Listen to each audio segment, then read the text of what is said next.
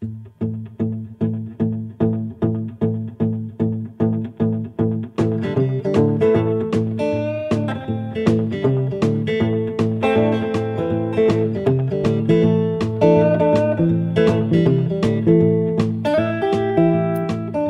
now it turned off. Gone blue again. You're gone blue again. I don't know. We'll see. We'll see how it goes. For some reason, I had it down as a technical expert. I'm not really sure why. So is this podcast will be about troubleshooting Skype? Do you think it will be an interesting? I did get thrown out of graduate school in computer science, so I am qualified. Can you troubleshoot that? Yeah. No. Shut up. Cool. Anyway, I'm gonna kick this off. Oh shit. Okay, prepare to have. Okay, go. What? What are you talking about? So, for anybody tuning in, James is. I'm a fanboy. I'm sorry to say it, and I've talked to so many of my clients and people I know about you, and I always describe you as like me, but you can write. In other words, you wear your heart on your sleeve, you're honest about your emotions, about how you feel about things, but you know how to put it into the English language, whereas I just fuck it all up. You know, I just like, to me, it's like, oh, I'm sure there must be a comma due here or somewhere. And so I think it may have actually been Olivier that recommended you to me way back when we first got to be friends. And I started reading your stuff and I just thought, God, I'm so jealous. Because I want to do what this guy's doing, but I haven't got the writing skills. Talent, okay, talent. Let's not get carried away. Talent, the skills, yeah. Your skills, yes. The talent, hair, skills, so hair, yeah. Talent, skills, hair, yeah. Okay. What else did the Romans do for us? Nothing. Oh, well, there was education as well. Yeah. Okay. So can you go to the point, please? Yeah. Well, the point is, I am just so pleased. I know it's taken, I sent you a number of emails and I wasn't sure whether you get them or not, and it's taken a while, but I am just so pumped to have you in, and I love your podcast. I have no idea how you turn out the amount of writing that you do, and that's something that I want to come to fairly early on, because I seem to get about 14 articles a day off you in some way, shape or form. And I kind of know in terms of that you've described it, but I'd love to hear you say, to tell us, because you're like, to me, you're like Seth Godin on speed. It's like, because Seth turns out articles every day, but they're like often a paragraph or two paragraphs, whereas yours are like, 1,000, 1,500 words or whatever, and they're always quality and value. I know this is a ridiculous question. How do you do it? Well, I think it just depends. Like, I think Seth focuses on a lot of different things, and writing is one of them. And clearly he loves writing, otherwise he wouldn't do it every day. But for me, it's really my main focus. So let's say you love something. Are you going to focus on it after you've been up, and I'm not comparing anymore to Seth, but I try to make sure my writing time I do during my peak productive time. So I don't wait till 10 o'clock at night. If I wake up at, let's say, 5 or 6 in the morning, by 7 or 8 in the morning, I'm writing. And I'm usually spending the rest of the day, the rest of my working day, either writing or reading. And I use reading as a technique to improve my writing. So I read only things that I think are going to improve my writing. So every day, all day long, I'm thinking about writing. I just sent myself 2 emails right now of topics that I need to remember to write about because they're interesting and important. And then also I spend a lot of time researching, ideas to write about. So my whole day revolves around writing. And then moments when I'm not feeling so productive, that's when I'll deal with business stuff. Because business stuff is never that interesting. It's it's phone calls, it's boring things. Writing is the only thing that I love really doing. So that's why I focus on it the most. Well, I'm not going to point out that we're the rest of the day, and you're with us now. No, podcasting also is very important to me. So this is part of my writing regimen. I've actually been listening to some of your podcasts over the last few days when well, I've been listening to him for a while now, but just the one that really fascinated me as a writer was the one with Neil Strauss, because I thought, for anybody listening, Neil Strauss wrote the book called The Game, which is about the LA pickup scene, which is fantastic. I actually lent it to a client and never got it back, and I keep thinking I'm going to have to buy it again. And I was listening to that. Why would you buy this book, by the way, at your age, and you're married, by the way? Because it's just a great, because I'm trained in NLP and hypnosis, and because that's what interests me in terms of, and I'm sure it is James, the way he interviewed Neil, and it was a great interview. I actually called a friend of mine who's a writer, and she's going through some issues at the moment in terms of putting it all out there. She's worried about what people will think. I'm not going to go into a history because it would be unfair of me to do that. But the second you worry about what people think, and it's a deadly worry because it's going to hit every writer every day, but that is just the demon that will stop writing. Right. I mean, I get worried about it too. I get worried about it every day because I've been writing for a long time, but for the past 5 years I've been writing about a similar topic, which is like going broke and coming back and blah, blah, blah. And so my readers from 2010, they've heard a lot of those stories. I have to have new ways to slice that story or kind of reinvent the writing a little bit. And that's a constant challenge. Catering to an audience is a constant challenge. You have to kind of blaze your own path first, and then you decide how much you want to kind of like, spice it up or change it to cater to an audience. F. Scott Fitzgerald used to say to Hemingway, I always write a first draft how I want, and then I edit it how the magazine wants. Right. Is there anything you'd shy away from, James? I don't write about... I write about being divorced, but I don't write about my ex-wife at all because I would never want to, say anything, hurtful or anything like that. Right. I only say things hurtful about myself. That's my rule. I never say anything hurtful about anyone else because you never know the other side of anyone else's story. I only know my story. Actually, I've got to tell you, and Olivier knows about this. So I sent you 4 emails, and I think it may have been 14. I'm not sure now. And we didn't get a response, or I didn't get a response. And Olivier and me went back and forth on this, saying, I don't know what to do. And he was basically saying, just let it go. He's not going to come on. And then I joined your Lifetime group. And then I got the email from you saying, this is my real email address. And I was like, oh, no. I was just like, and that was a classic example of not knowing the other side of the story, that you probably never saw those emails. And I just thought you were ignoring them. I've had similar experience. There's someone who I'm trying to get on my podcast right now. She reached out to me to come onto my podcast, and then when I wrote back, I got into her funnel. You know what I mean? And so now her press people are like, can you tell us a little bit more about your podcast? And I'm like, no, you don't understand. She already reached out to me, but I'm like now stuck in the funnel. So it's hard. Like, everybody's got like 5 email addresses, and you have to kind of, somebody told me some really great advice. This is Julian Zoe Siegel, who wrote a great book about finding mentors. The title escapes me at the moment. But she said, never take no from someone who doesn't have the ability to say yes.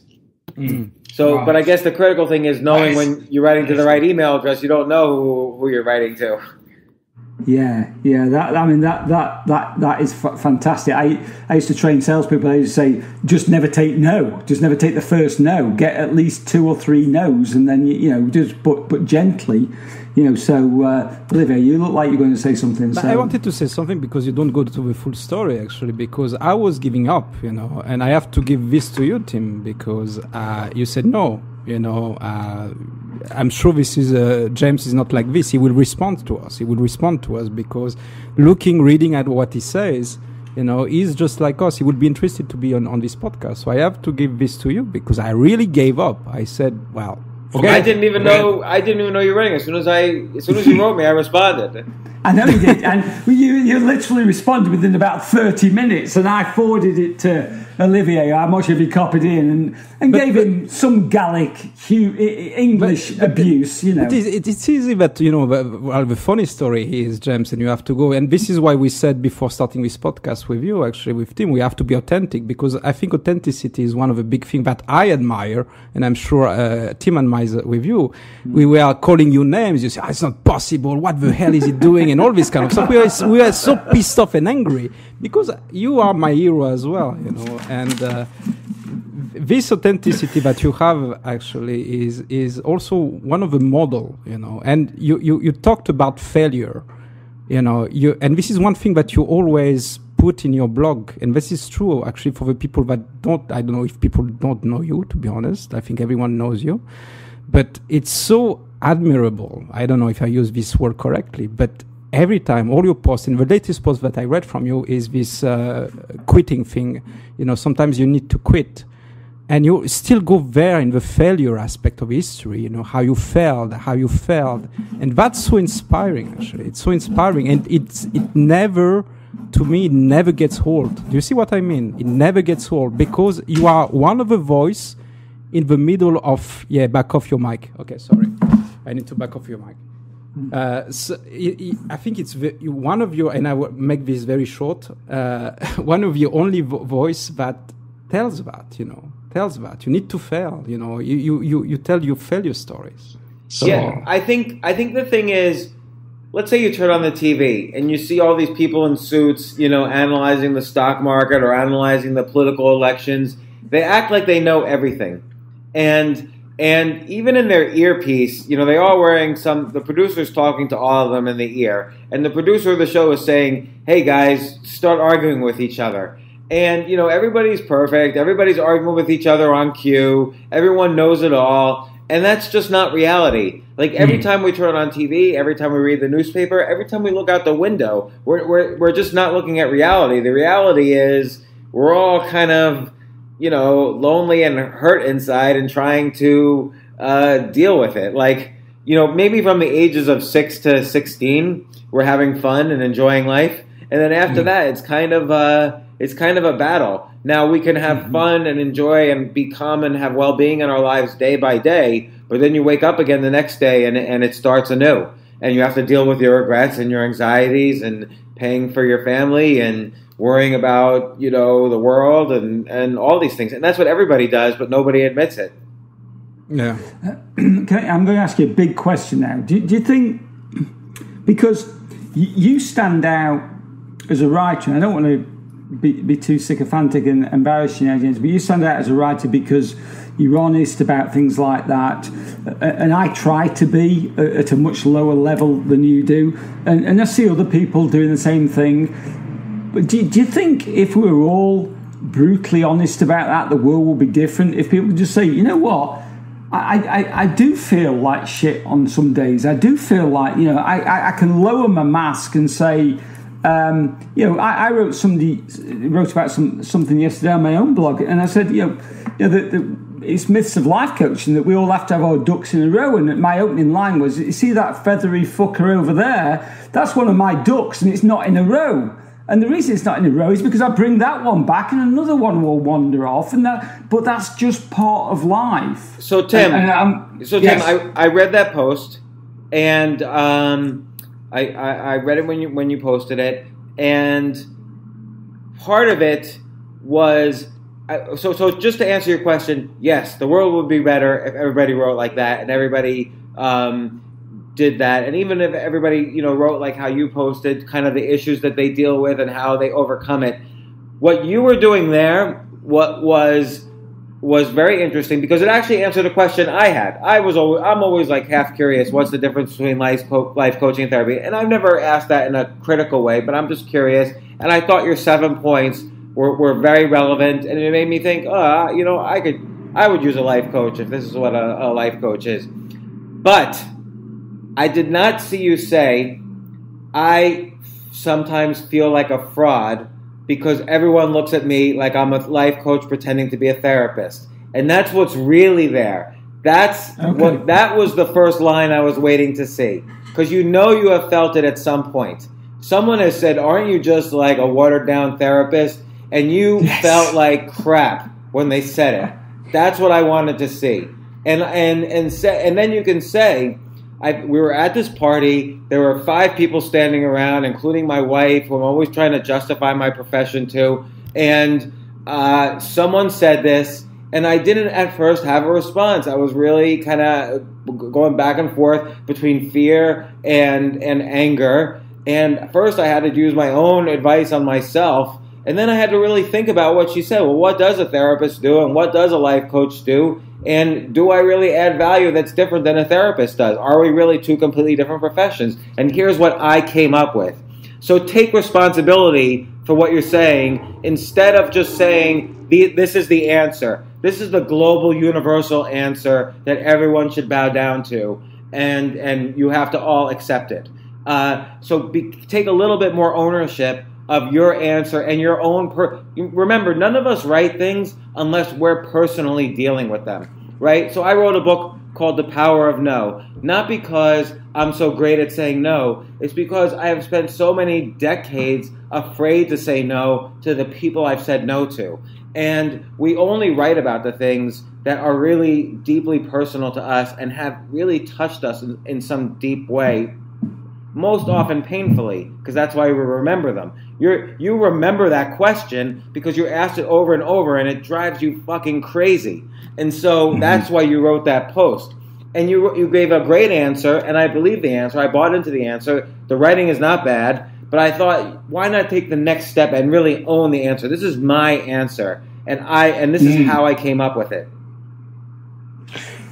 Oh man, I want to send you $1,000 for that advice, but I'm not going to because you gave it me for free. I love talking about writing, by the way. Like I did a podcast the other day that was 100% about writing and books and everything. Like this is my favorite topic.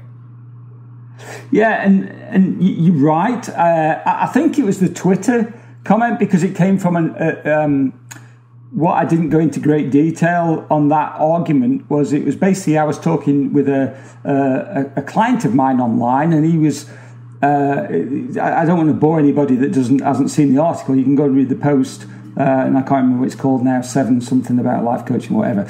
Anyway, and basically somebody dived into the middle of it, this therapist, and said, "You're both fucking nuts," and I said, "Well, buddy, we were being sarcastic. We weren't being serious." And then he attacked me because he obviously went in and looked at my bio. Rather than backing off and saying, "Oh, sorry, I didn't understand what you meant," he backed off, and then he gave me that the whole you're just a therapist without the training or whatever. So no, you make a good point. You were angry at that moment. Actually. No, I wasn't.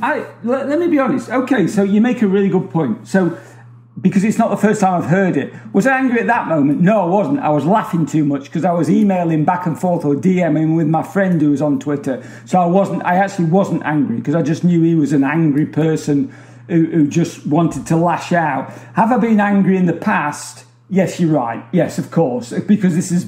Yeah, I've heard this. Yeah, I've been a full-time coach for 10 years, and I've heard this many times. So if I went back to the roots of it, yeah, you're right. I can't disagree with that. But then here's what's interesting to me. So it's your skills you've learned as being. Often the hardest thing for a life coach or let's say a motivational writer is following your own advice. We all know kind of like the guru's gone bad. That don't follow, gurus who don't follow their own advice. And so here you're showing that over 10 years, maybe 10 years ago, this made you angry, but now you're really proud of yourself because you didn't get angry when the same question arose that would have made you angry 10 years ago. This again is a personal experience, and you start to own the answer again. Yeah.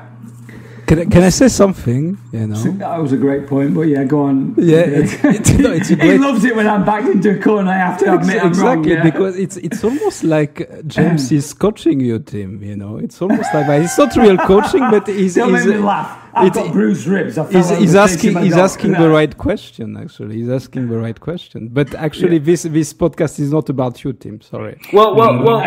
But you know, I see this a lot. Like you see posts all the time, like 10 ways to be, I don't know, to light up a room. And, you know, listen and nod when people say interesting things, or I don't know, all this like crazy advice. And then you just wonder, like, who is this person to like write this stuff? And they never tell their story. You don't know who they are. Why are they talking about this? Like, why is this important to them that they wrote about it? And yet this will get a lot of views. So you have to kind of also disconnect engagement from reality. Like sometimes the real good stuff that is personal might not get as much engagement because people are afraid of it when you own your story, as opposed to just giving bland advice. Now, I'm not saying your article is bland advice. I learned from your answer. I'm just saying how I might have done it slightly differently. And you know, one thing actually, because I'm also a coach. I don't call myself life coach because but I've followed this ICF training coaching program. And one thing actually, this is what he said. You know, what do you want? Yeah, you want to say something? Okay, back off. Back off. I'm backing off of my mic apparently because this is too much volume. Yeah. But coaching is not about giving advice, you know, and this is one thing which is very important here. And you wrote about that, Tim. You know, you said it's not about giving advice if the client doesn't ask for it, actually. But you know, usually you don't give advice. So it's and I agree with the name of coaching. It's a very bad name. It's a very bad name. What do you think would be a better name for it? It will be. I don't fucking know. Yeah, we don't know. Nobody knows that. Otherwise, we'd be using it. And I just want to back up and just say, first of all, James, the advice you gave is on the money, because sometimes I forget that the person reading the post, it may be the first time they ever read one of my posts. I've talked about severe anxiety issues, about taking too many drugs when I was in my 20s. I've talked about pretty much everything. I've laid everything out there. And sometimes I forget that people come into there and think that this is just me saying you should do this. I'll be absolutely honest with you. That post we had a load of technical difficulties with a podcast, a webinar we're doing this Sunday, and it was a post to promote that. I'll be absolutely 100% honest. And I had to get something out there really quickly, and that was the result. Now, does that make me feel proud? I thought it was it's an interesting topic, obviously, because it's a question many people have on their mind. Like, I see advertisements for life coaches all over Facebook, and it's almost making me sick. Like, everyone just kind of puts up the life coach shingle, even though they might not have any life experience. So I think it's a really good question to answer, and it's the type of thing I think you should get out there, like on the Huffington Post and other sites, and really push it. But again, I would come at it from the point of view like this is like this 10 years ago, this question got me angry, or something to own the answer a little bit more. So it's not like just the constitution of life coaching. It's your approach to life coaching. Yeah, no, I get that, and that's a fair point. Sometimes, as I was saying, I forget that people will read posts in isolation and they'll read it, and that's all they'll know about me. They won't go to the about page where I talk about dealing with stress and alcohol and so on, and how I got into life coaching. So, but let me ask you this. Let me ask you this for my own benefit, Tim. Sure. How let's say someone doesn't go into the about page. Most people don't. How would you get that stuff into every article? You kind of have to like mix up, kind of just slice differently, ever so slightly in each article, the same thing. Like, how would you do it? Well, I mean, for that example, I could. It's going to sound like I'm just regurgitating what you've said. I could have done what you said. That's not true. And the reason why I was asked this one time, and this was my gut response. And then when I stopped to think about it, I realised, it's just it's a visceral response from other people to say that life coaching is just a therapist without the training, but it's just a lack of understanding. And I got defensive about it, and I still can get defensive about it. So I suppose a good post would be say how I get defensive about life coaching when people say it's therapy without the training. So your title was good, but another way to start or to either title or start it is this question has in the past scared the shit out of me, and and it was something I got really defensive about. All the stuff you just said to me. Here's another thing.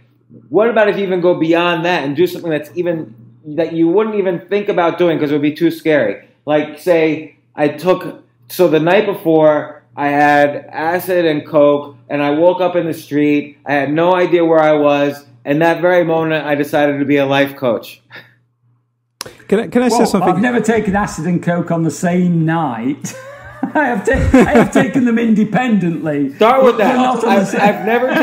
I've never taken acid and coke on the same night, but I woke up totally in the middle of the street. I had no idea where I was, and it was that moment I decided to be a life coach. Don't make me laugh because my ribs are still hurting. Can I say something actually, James? Because this is very interesting. Because it suddenly the whole podcast shifted on Tim, and you're taking the lead, and suddenly you're giving all these advices. You just say, okay, this is how you can do it. This is how you can do it better. And I'm just wondering, is it something that you do naturally? Is it something that you always do? See how I'm trying to shifting away from Tim now with my question.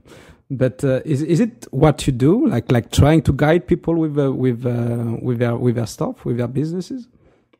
Not necessarily. I mean, we're just three people having a conversation that happens to be recording it, and it's not like I'm something special that needs to be interviewed. Like I'm interested. I read Tim's post. I was interested in it, and we were talking about writing, and maybe I wouldn't say anything if I felt like, I didn't mean to criticize the article. It was a very interesting question to me. Yeah. I was just thinking, here's how I might have done it and I might have approached it. And then as we were talking, I was just thinking, let's even go crazy with this. And what would Tim be afraid to write? So not what Tim should write. What would Tim be afraid? Like I would be afraid to write that if I was a life coach. And then you start to get into here's where we're touching something. And so to me, it's just interesting. We're scientists in a laboratory here trying to figure out the human condition together. Okay, so so let me ask this question. What is the human condition then? I think the human condition is that we're constantly filled with our own, kind of bag of anxieties and regrets. And, we've all been through life experiences, whether it's drugs or money worries or relationship worries or jealousy, and we all should be not necessarily coaching each other, but although we could do that, but sharing with each other, and we all bring to the table different skills that can help each other, and that's the human condition is that we all belong to a tribe, and that's the way it's been for 2 million years, and that's the way monkeys and apes scratch each other's back because that's what mammals in a tribe do. And balls. I think we scratch you. And the balls as well. That's true. We scratch the balls. But humans evolved past that. Oh, really? You think so? Me and Olivier often yeah, we're scratch scratching our balls. Yeah. Cybally speaking, of course. But what you describe, which is very true, this tribe mentality, and we're coming to that. But everything, in the mainstream, what you read and everything that goes, even in the current companies, everything about yourself, as a unity. It's not about to be together. It's just basically try to be the best. Competitiveness and all this kind of shit, which is about, I need to back off. Fuck, man, anyway. You don't need to say it every time. You could just fucking do it. You don't need to acknowledge the fact I like the imperfection of things. By the way, and this should not be edited out of the recording. That's why it's called Raw Voices Podcast, because we don't edit anything out. So let's even when I tell a joke about when somebody says about I won the cultural award for Wales, and I said that's like winning the beauty competition for Ethiopia. And as I said it, I realised, God, that is so inappropriate. And I actually asked him to take it out, and he wouldn't. He said, "No, it's raw voices. We've got to leave it in." So James, we even have team going for a piece in the middle of a podcast. So we even have that. So, but let's go back to the question, which is really about.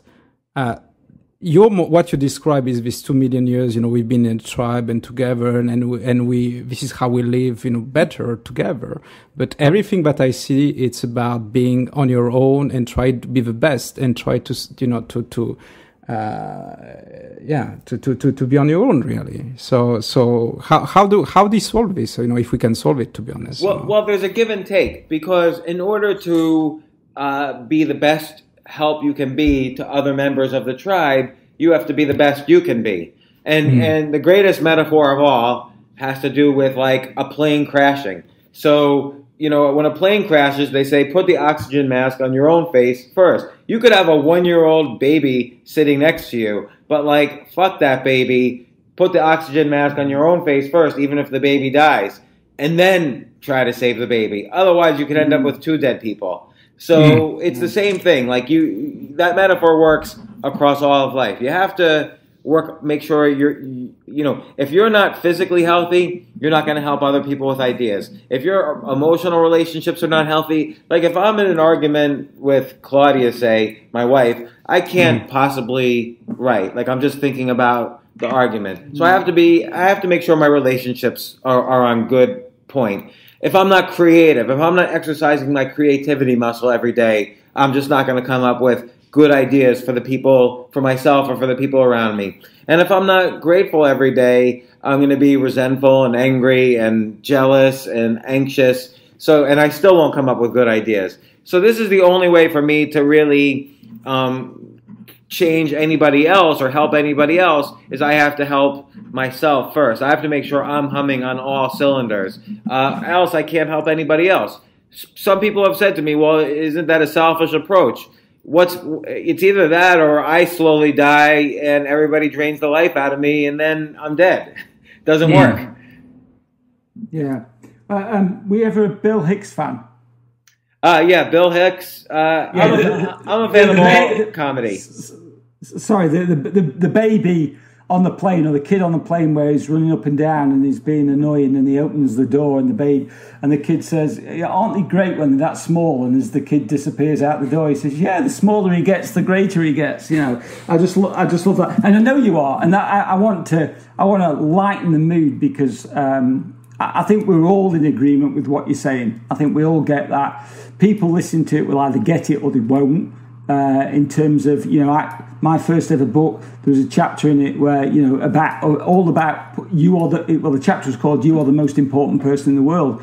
And I used the exact same metaphor, the plain one, because there isn't a better one. That, you can't help anybody else if you fucked yourself. You've got to be able to, be in the best position. So I'm going to lighten the mood. So here's the deal, James. Here is the deal. I've got Louis C.K. here. You can't see him. He's very shy. Okay. He wants to do a podcast with you, but he can only do it at 10 o'clock at night. Now, for anybody listening, James goes to bed at like 8 o'clock at night and he likes his sleep. So, Louis C.K., 10 o'clock at night, yes or no? 100% yes. I mean, for a podcast, I mean, look, I did interview Tim Ferriss a few months ago, and I was in Thailand at the time. And he was in Long Island. Right. So I had to do it at 2 a.m. I went to sleep and woke up and did it at 2 a.m. Tony Robbins, he could only do a podcast the very next day, and he was in West Palm Beach, Florida, and I'm in New York. So I got on a plane. My wife and I got on a plane. We went down to West Palm Beach and showed up just in time, 10 minutes early to interview Tony Robbins.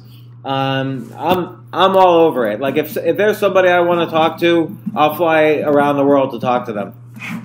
What did you learn about Tony Robbins actually when you meet him? Come on! No, I've got a better question, but okay. you carry on stealing it. Okay, fine. No, what did you learn about Tony Robbins? I think he is a very caring guy. He really does care for the people he's trying to help. You know, I didn't know much about him. It was just that experience there, and the biggest thing I was trying to do was get him off his message. So he's probably been on 1,000 podcasts, and he wanted to give the same message on each podcast. And so I got him to get, my main goal going in there was to challenge myself to see if I can get him off his message. And so finally I got him talking about like Bill Clinton and Barack Obama and all this stuff. And he literally had to like shake himself and say, how did we end up talking about this? Like, I totally got him off message. But, you know, I also think, you know, I enjoyed the book Money, but I have a kind of a background in that. And I think he needs to be a little careful. Just because those guys he interviews has a lot of money doesn't mean they know how to help, you know, young people in their 20s what to do with their money. So I think he's got to be a little careful of the difference between someone who's a billionaire hedge fund manager and someone who's 23 years old and saddled with, you know, millions of dollars of student loan debt, because the world's changing, and that distinction is not altogether clear. But look, I enjoyed the effort he put into it, and I think he worked hard on it.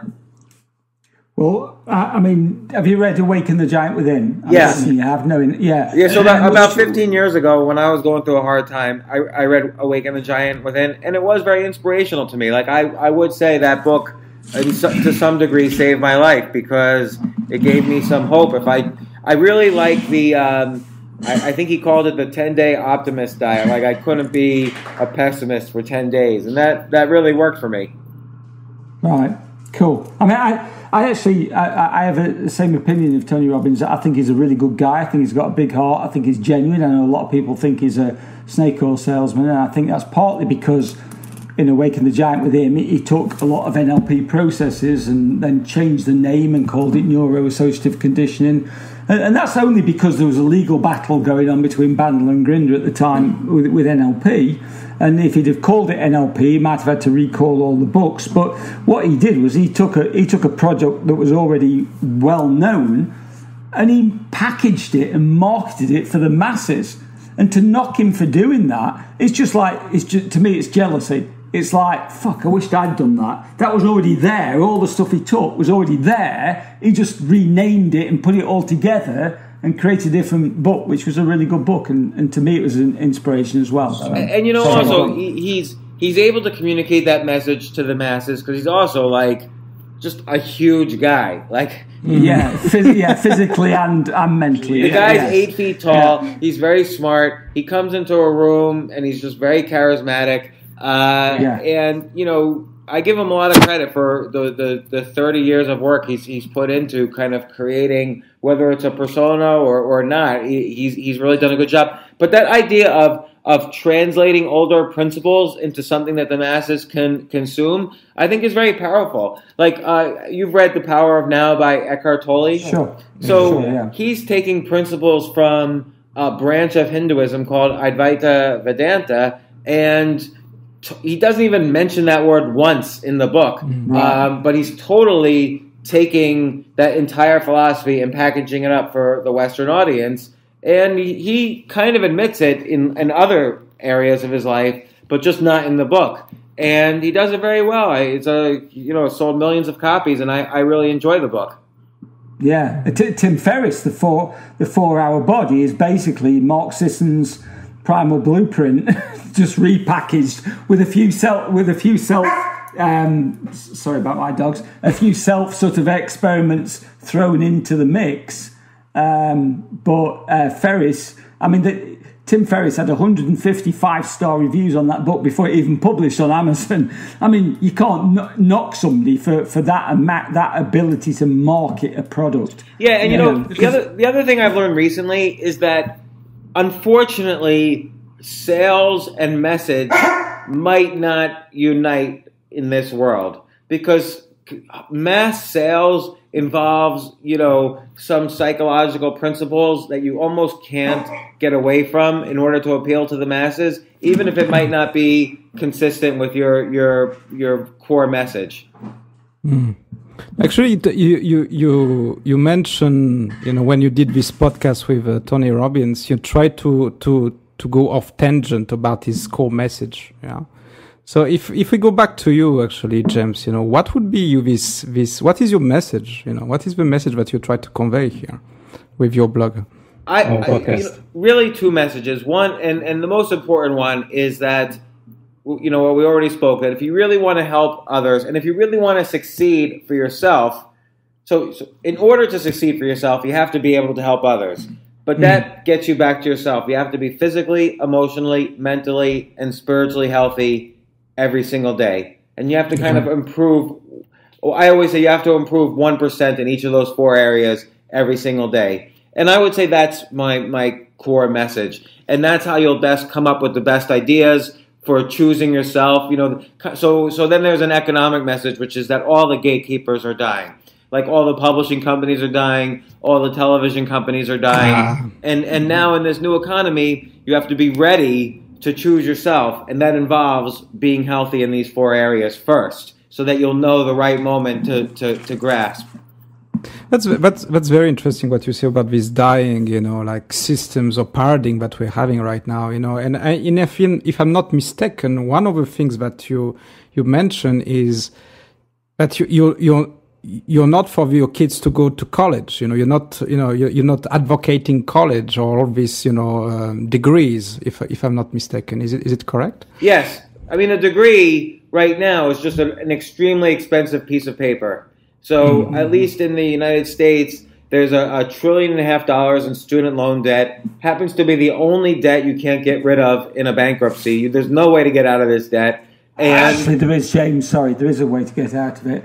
You come over to the US as an English person, you do your doctorate like my wife is, and then you fuck off back to England once you've got your doctorate. Sorry, carry on. No, I agree. So there are various ways if you're willing to think globally and be smart about it. But like the average person doesn't know that. And so but instead what we have is we have a great educational system if you just choose your education. So there's plenty of online courses that are amazing and brilliant and I love. And, also the real world is working and selling and making friends and, finding products you can buy for cheap and sell for high and then supporting your family and then read whatever you want. When you read a book that you love, you're going to get so much more out of it than an entire year of college courses. So I didn't get anything out of college at all. And now people could say, oh, he's just saying that because he didn't get anything out of college. I've done 1 million tests with people. I find very, very few people, maybe 1 out of 100, that actually say, yeah, I really remember all these things from college that are great that I use right now. Almost nobody does the career. Did you guys study podcasting in college or communications? We didn't study it at all. And you can hear that, by the way. Careers now didn't even exist when we went to college. And for my kids, 10 years from now, the careers then that they'll have will have nothing to do with what they did in college. So why should I spend, $200,000 per kid to get them a useless degree? It's just useless. So I agree with you, actually, James. Absolutely, fully, 100% agree with you. And actually, I did a degree in it. It's totally. I didn't learn anything, but I have this piece of paper. But now I'm working at this company, huge company, which is a $100 billion market value. Sorry, and in this company that I'm working for, we wouldn't hire anybody if they don't have a degree, a master's degree. That's the bare minimum, that we ask for. Yeah. So I think that is a problem, but that's going to change. So it's let's say 10 years ago, if we were having this conversation, then 100% of companies required a college degree. Say now maybe it's like 70%. So it's something that's transforming in society, particularly as more information gets online and there's more resources for people to learn from. And just over time, that will change. Like Google, for instance, has said they will not look if you have a college degree or not. Right. That's cool. And I fully believe about creativity and about the best people that I had are actually the guys who didn't have any college degrees because they had passion, and that was something which you don't have with college degrees. So I fully with you on this one. Yeah, my wife and I, we have another podcast called Ask Altucher, and we just interviewed a kid who dropped out of school at 11, and he's 16 now, and he's making about $4,000 a month writing books on Amazon. He's written 9 books, and last month he made $4,000 as a 16-year-old. And he'll just keep doing what he's doing. And he's part of this very lively self-publishing community on Facebook where we all know each other from all over the world. And, it's just great. He's just begun his career, and he's got such a huge head start over all of his peers. Is he lacking for friends? No, he joined the Boy Scouts. He goes to one class a week at the local high school. He has plenty of friends. Like there's ways to get everything now in today's educational system without having to get into all the debt. I once heard a talk by Tom Peters actually, and he talked about a friend of his who worked in the fashion industry, and the guy said he would never take on a fashion buyer that hadn't fucked up big time. And he said the reason being, he says, if you haven't done that, he says you're never pushing the boundaries. If you're not pushing the boundaries in fashion, then you're never going to have the big successes that come along with it. And I love that. I mean, I love Tom Peters full stop. And Olivier's getting all serious, so I just want to drag it back to something. Shut up, shut the fuck up. Okay, so do you like Jim Jeffries? I've listened to him a little. Haven't been a huge fan. Okay. So I love. Shut up. Can we go to series? No, we can't. We can't. Come on. We're winding this down. So you've got to listen to more of him, James, because knowing that you like Louis C.K. and I've seen who else you like as well, Jeffries, go and listen to his religion sketch or his sketch on guns. He's possibly the best, and we go and watch live comedy on a very, very regular basis, and I've seen some of the top comedians in the world. Although I haven't seen Louis C.K. I do like him. Jeffries is probably the best live act I have ever seen, and he just nails it time and time again. Go and all right, I definitely will. Check out. Thank you. The other thing I wanted to ask you was, so you talked about Gene Wolfe in the book, and he's the guy that invented Pringles. And you said, I was eating a Pringle this morning. I thought you were paleo. I might not have been eating a Pringle that morning. I might have just said that. Oh, was that artistic license by any chance? I will say for most of my life, I have loved Pringles. So I love Pringles, but I'm paleo as well. And I would love to eat an entire tube of them now. They're fantastic. Are you paleo as well? You're both I'm primal. I'm primal rather than paleo, so that means I can eat dairy. Lately we've been switching a little. Like, do you know who Rich Roll is? The kind of Yeah, I listened to the interview with him. It was fucking brilliant. It was fantastic. That was. I think that was one of the best interviews. So I've been listening, going backwards, although I've listened to some in the past. That interview you did was amazing because, and sorry for anybody that's listening to this. This is a guy that used to be the second biggest drug dealer in the world. Oh, no. That's Rick Ross, the Freeway Rick Ross. Oh, sorry. Yeah. God, No, that's okay. That's like one of my favorite interviews ever. But Rich Roll, sorry, because the name sounds similar. Rich Roll has run ultra marathons. Like he was like dying and like overweight and out of shape at the age of 40, and then he suddenly switched to eating plants. And, basically plant-based diet. And within 5 years, he was running ultra marathons. Like, it's 2 marathons, 112 miles of bicycling, and then a bunch of miles of swimming. He did 5 in 7 days. Just a few years after he was, like, overweight and out of shape and having a heart attack. And it was because he switched to this plant-based diet. So lately, my wife and I have been cooking from his and his wife's cookbook. So we've been doing more plant-based than paleo. Okay. But by the way, that interview, with Rick Ross, was it? Yeah. The other guy. That was phenomenal because you asked exactly the questions that I wanted to know. How does it work? How the fuck does somebody shift? What was he doing? $3 million a day I think it was at one stage, wasn't it, worth of a day of cocaine he was shifting around the US. That was phenomenal. And then you have to figure, okay, so a lot of people were critical of me afterwards, like, oh, the ethics, he ruined all these, cities, blah, blah. The guy spent 20 years in jail, and he was 18 years old, nobody taught him how to read or write, and he asked his high school teacher, what should I do? And the high school teacher said, sell drugs. Exactly. And so, you can't, some things you can criticize on a person. Sometimes you have to say, okay, he did his time, and now he goes around to jails and colleges lecturing people. So all right, I'm going to talk to him. But I really wanted to know, for me, I get into the point of view where I'm just really stupid. Like, I have no point of intersection with his life at all. So my first question was, just explain to me, what does it even look like? How does a crack deal take place? Like, who do you buy from? Who do you sell to? I don't even understand. And so we started off from a really fun point that I think people were interested in, and then we just took off from there.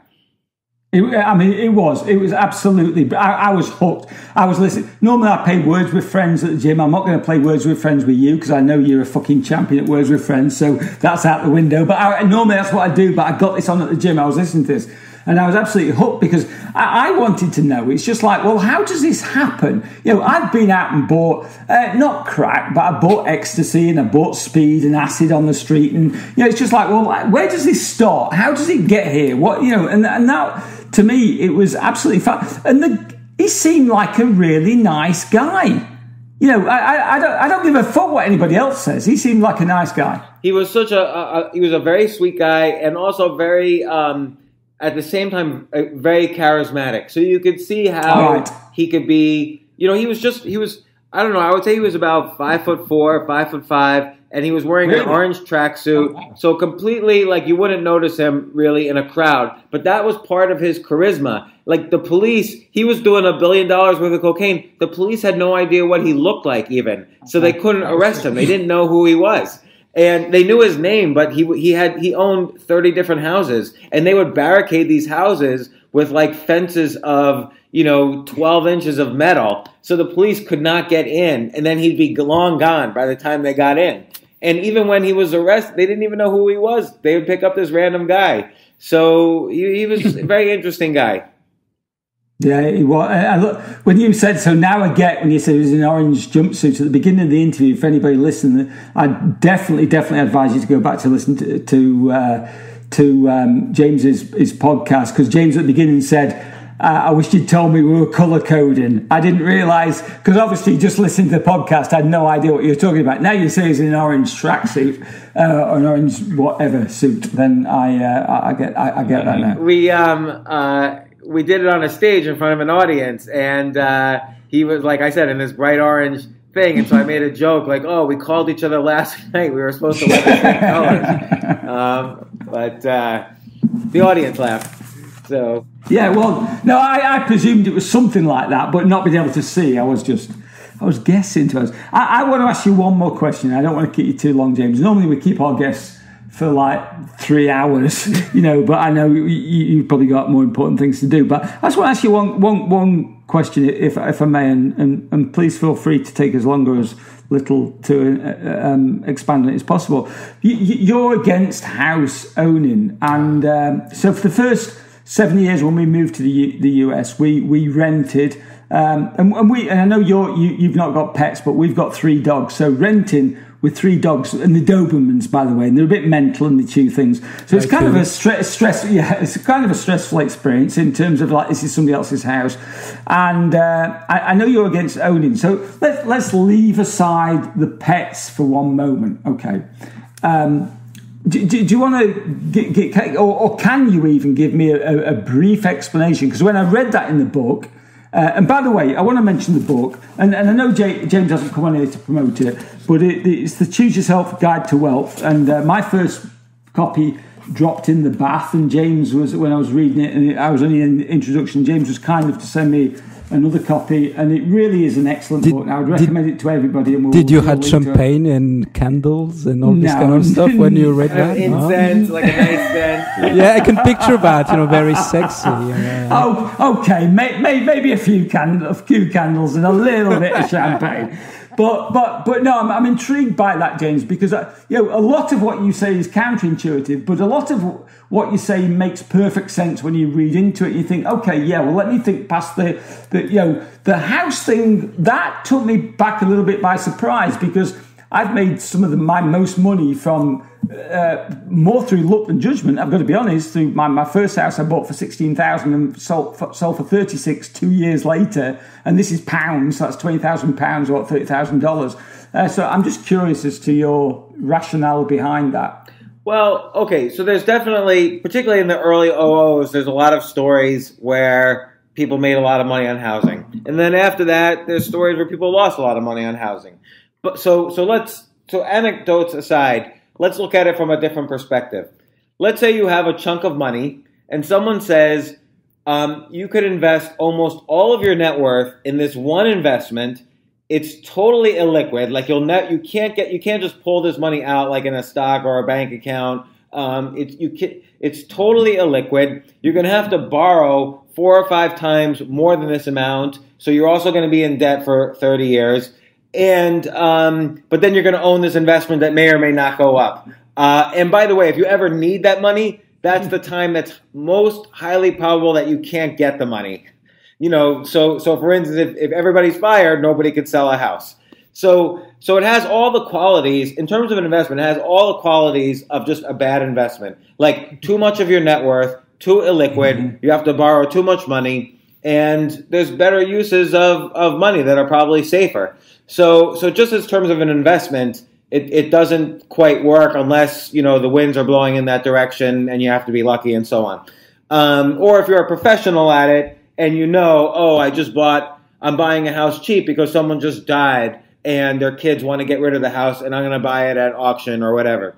So if you know how to do it and you know how to get a deal, then it's okay. But as a pure investment, it never has the quality of a good investment. So instead of putting all of your net worth down on one investment, you could spread it around. You can invest in yourself. Let's say I could buy, I don't know, here's just a basic example.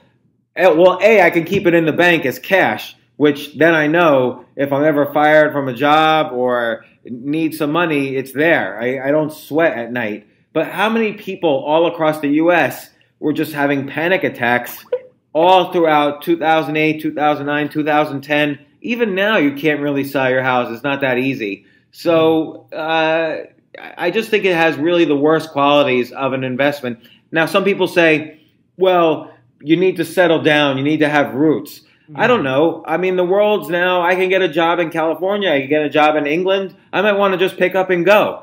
And owning a house was kind of a way to get people to stay close to the factory. I mean, they even called them factory towns. Like, we'll let you own this house. We'll lend you the money to buy this house if you keep working for the factory. So it ties you to the place where you work.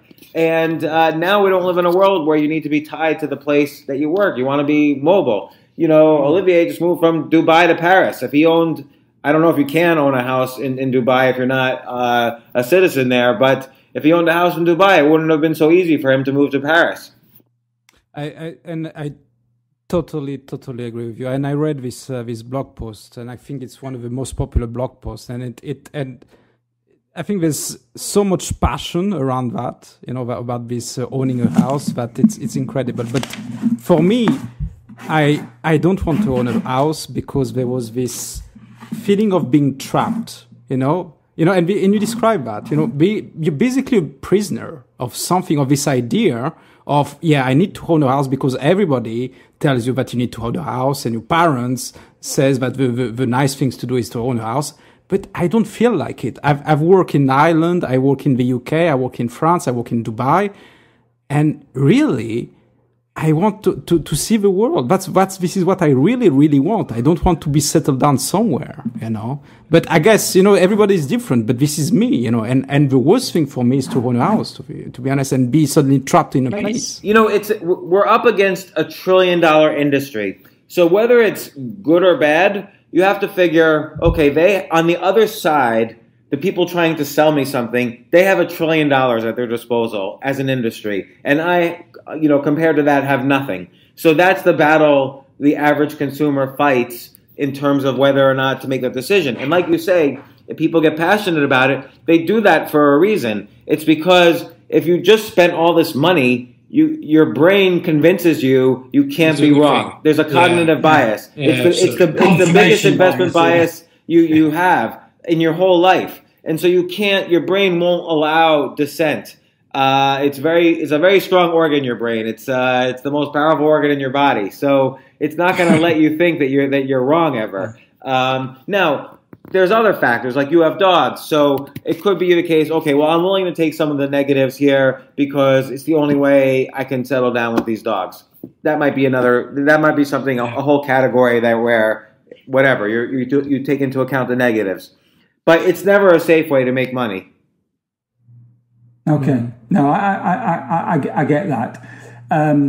Olivier, go on. Can I ask a serious question again now? That you did your Jeffries and stuff like shit like this, because what I'm very interested about is, you described about this old paradigm that is dying, and I agree again with you, I'm agreeing with everything that you said, but this top-down approach is very hierarchical and master's degree and so forth, this, all these processes that we put in place in our companies, but what is the future jobs? What do you see happening? What is this new way of doing things? What can you describe that? Yeah, I don't know if there's one answer. I think ultimately everybody's got to put together multiple sources of income. So maybe you write for a number of publications, you podcast for yourself and sell ads or subscriptions or whatever, or there are sites in China where you can buy goods cheap and then sell them for more expensive on eBay, or there's freelancing jobs, or there's things like Uber or Airbnb where I can rent out rooms in my house, or I could, even if I'm renting, or I could take my car and suddenly I turn into an Uber driver, or I can create environments where that can happen. Like a friend of mine just created in his town an app for cleaning houses. So some people sign up to be maids and other people sign up to be houses that need to be cleaned. And now my friend takes a transaction in the middle. So I think people are going to have to be more clever all the time how to make money. I mentioned this 16-year-old kid. Did he have the skills at 16 to make $4,000 a month as a writer? Maybe, maybe not. Maybe, he learned from the age of 11 on, but still clearly has a long way to go. But these are the types of skills that you have to master now. These new platforms. How do you make money off of a platform like Amazon so that you can make a living? And it's going to be in ways that have never been done before. No 16-year-old in history has ever done that before. So it's hard to fully describe because it's all new. We're all carving new space now. But one thing that is going down is this. I think IBM just laid off thousands of people. Some other, all these big companies. Zappos just laid off 1,000 people. Like everybody's doing layoffs and demotions, and that's just going to continue.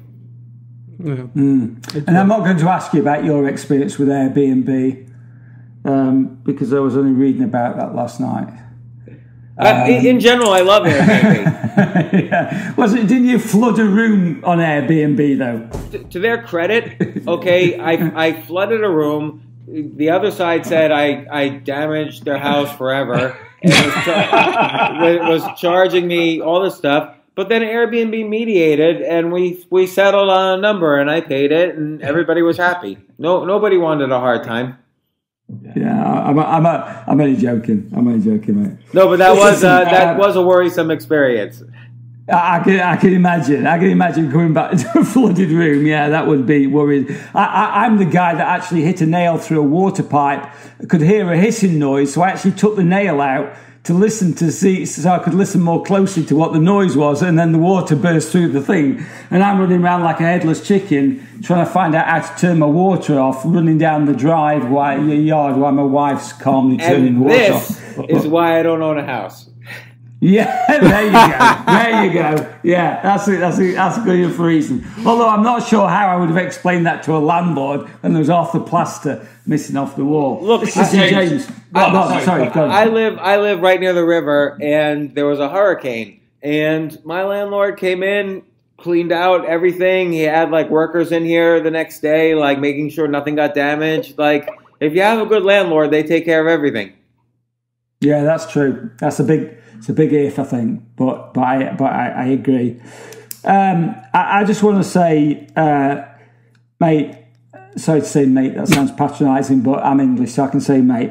It's been an absolute pleasure having you on. It's been worth every email I've sent that you've not read. Well, thank you so much for persisting. I'm glad I came on. Nah, it was fun. I've learnt a lot. I mean, you've taught me about writing. I've learned a hell of a lot of it, and not only that, but you're a genuinely nice guy, and it's just fun talking to you. I would love to sit down and have a coffee with you at some time. Not, that probably won't happen, but anyway, thank you. If you're ever up in New York, let me know. If either of you guys are in New York, let me know. Okay, I will let Olivier wrap things up. No, I won't. No, is it a date? Oh, I know it. Oh no, it is a date. Yeah. Don't lean over for the kiss. No, yeah, I agree with you. Actually, it's kind of amazing, what you described, because when I read your blog the first time, I would never imagine that one day I would talk to you. You were just like so out there, and I think that's the beauty of this podcasting thing and this sense of community, and I think if we can, share that to the people that we need to talk, we need to exchange, we need to communicate, and this podcasting movement that we try to do with Tim, it's all about that. It's about sharing, and I don't know where I'm going with this message, by the way, but it sounds very cheesy and very. I totally agree, though, because it's a way for all of us to communicate with people that we have it's like I was saying about Rick Ross. There was no point of intersection in our lives at all. Like, there was really no reason for us in general to have talked other than the fact that I was doing a podcast. So that's really but we're all humans. Like, we all can relate on some level. So, and I think podcasting more than radio or television really brings people together. Yes. I agree. I agree. We couldn't finish it on a better note. James, thank you so much. I much appreciate it. I will carry on reading your blog, and I can't promise I'll keep up with your reading list, because I'm like, every month I get this fucking list. I'm like, oh my god, I've read 3 of them, but I can't read them all, ain't I? But thank you, and I wish you every success. So thanks. Wow, that's late. Take it easy, mate. Take care. Cheers, bye.